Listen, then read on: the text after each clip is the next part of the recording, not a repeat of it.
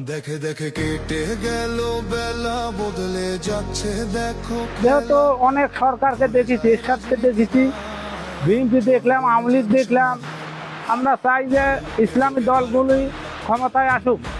বুকেদারি পাল্লা খুলে দাও হৃদয়ে জানলা, জিতবে এবার দাড়ি পাল্লা।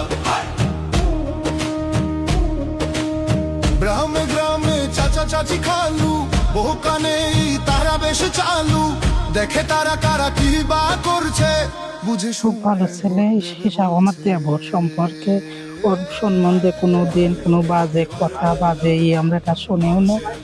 আবার আমাদের সঙ্গে খুব তার আন্তরিকতার সাথে আমরা কথা বলি। আবার এই যে এলাকায়ও সে খুবই ভালো।